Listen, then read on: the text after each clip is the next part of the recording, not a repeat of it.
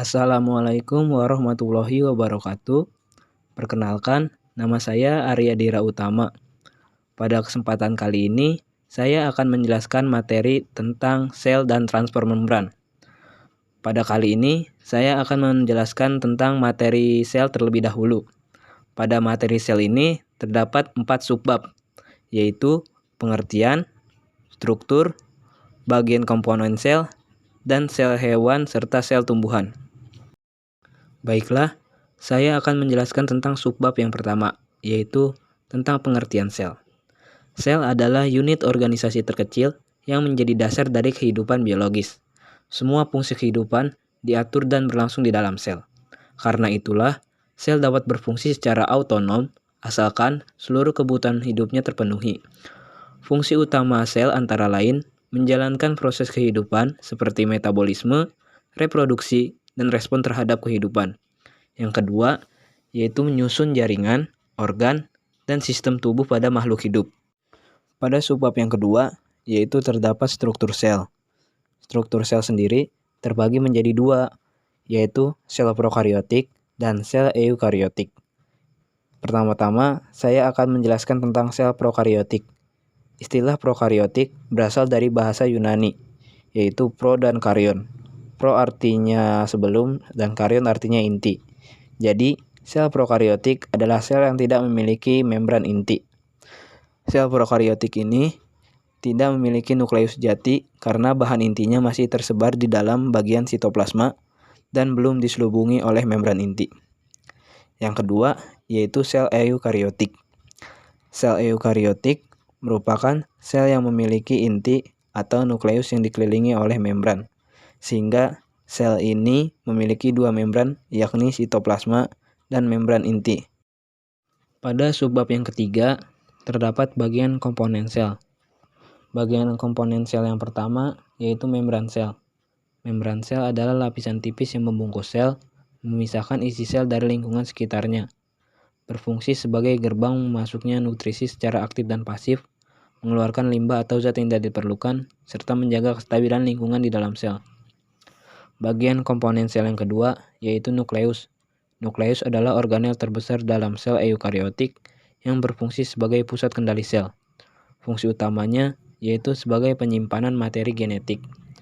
Menyimpan DNA yang mengandung informasi genetik untuk pertumbuhan, perkembangan, dan reproduksi sel. Yang kedua, sebagai pengendalian aktivitas sel. Mengatur sintesis protein melalui proses transkripsi dan translasi, serta mengontrol pembelahan sel. Yang ketiga, mengelola interaksi seluler. Berperan dalam komunikasi antara nukleus dan pori-pori nukleus. Bagian komponen sel yang ketiga yaitu mitokondria. Mitokondria adalah organel berbentuk oval yang dikenal sebagai pembangkit tenaga sel. Berfungsi sebagai produksi energi, regulasi metabolisme sel, serta kontrol kematian sel.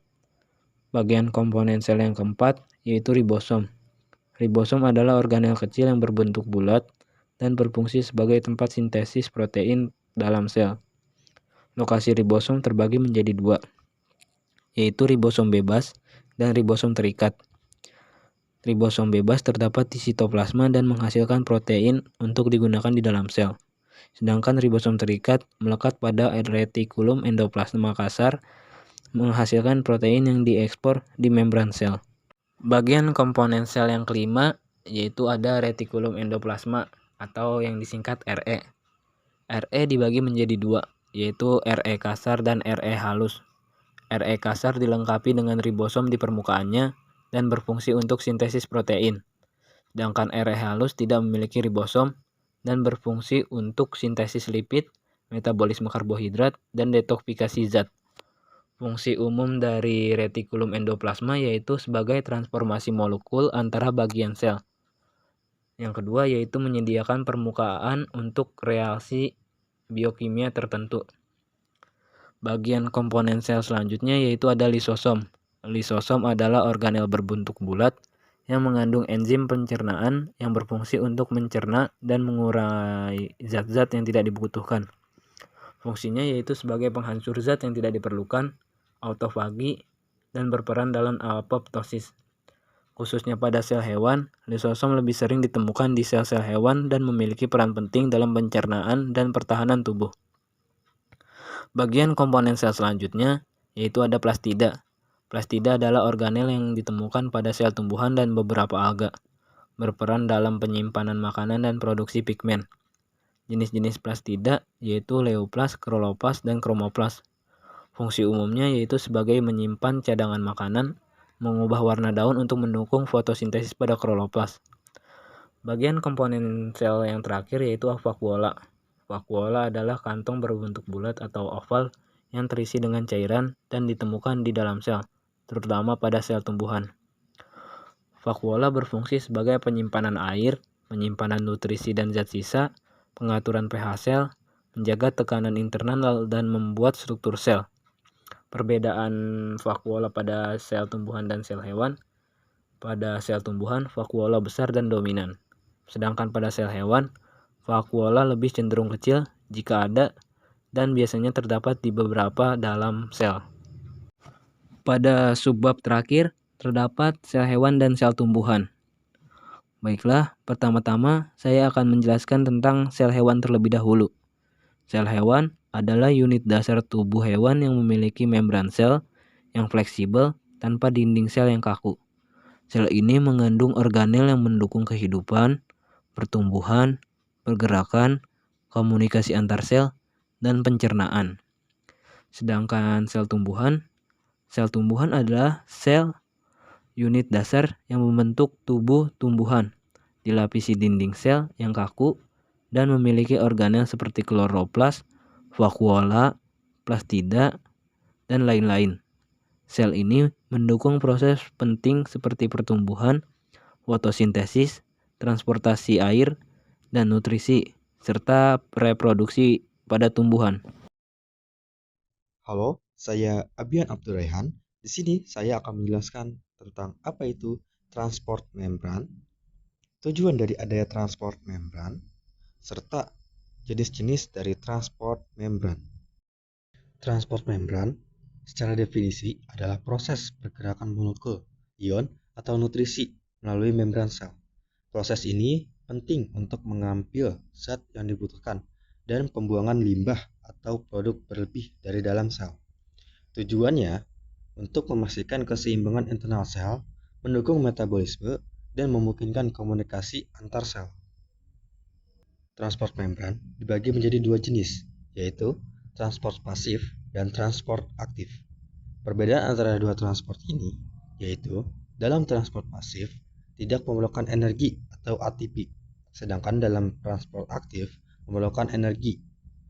Lalu dalam transport pasif mengikuti gradien konsentrasi, yaitu dari konsentrasi tertinggi ke konsentrasi rendah.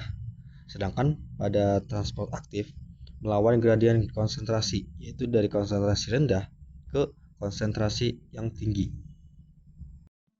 Pertama, kita bahas transport pasif difusi.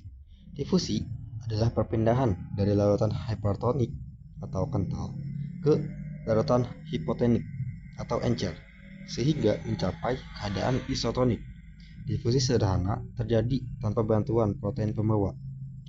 Contoh difusi ini adalah sirup, teh, kopi, atau yang lainnya. Transport pasif yang kedua yaitu osmosis. Osmosis merupakan perpindahan air melalui membran semi-permeable dari daerah dengan konsentrasi air tinggi ke konsentrasi rendah. Osmosis memiliki 3 jenis larutan, yaitu yang pertama isotonik, di mana konsentrasi air di dalam dan di luar sel sama. Yang kedua hipotonik, di mana konsentrasi air lebih tinggi di luar, menyebabkan sel membengkak. Dan yang terakhir hipertonik, di mana konsentrasi air lebih rendah di luar sel, menyebabkan sel menyusut. Yang terakhir dari transport pasif ini adalah difusi terfasilitasi, di mana molekul besar atau bermuatan yang tidak biasa melewati membran secara langsung dan akan dibantu oleh protein pembawa atau saluran untuk masuk ke dalam sel.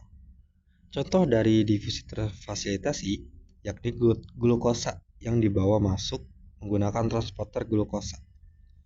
Lalu yang terakhir, mari kita bahas transport aktif. Secara definisi, transport aktif adalah proses perpindahan molekul atau ion melawan gradien konsentrasi dari konsentrasi rendah ke tinggi yang memerlukan energi dalam bentuk ATP.